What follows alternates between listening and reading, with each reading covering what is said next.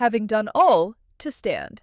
Constantine XI stood, with 7,000 men against 80,000, with crumbling walls and no money for repairs, and no meaningful help from the West that had promised aid for years and never sent enough. He stood. He held the liturgy. He received communion. He went to the wall. He died in the breach. He stood. The instruction of Ephesians 6 is not win, it is stand. The outcome of the battle is in God's hands. The call to his people is to put on the armor and stand in the evil day. Constantine XI did not save Constantinople, but he stood, and God writes the names of those who stand even when the city falls. The closing. What we do with this. In 2026, I teach this story not because I believe Rome was God's kingdom, crucified my Lord, burned the first Christians, destroyed the temple in 70 CE, was the iron that broke and bruised and pulverized.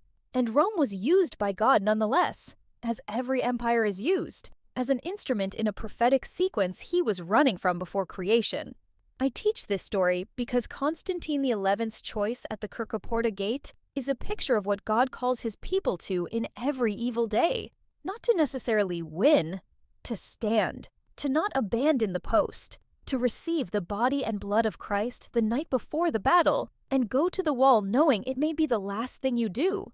And I teach this story because the world in 2026 is living in the direct downstream consequences of May 29th, 1453, the Renaissance, the Reformation, the Age of Exploration, the Protestant church that most of us worship in, the geopolitical conflict between Turkey and Israel, the Hagia Sophia reconverted by Erdogan in 2020, the Gog-Magog coalition forming in the same geographic territory, the upper wars in the same heavenly geography.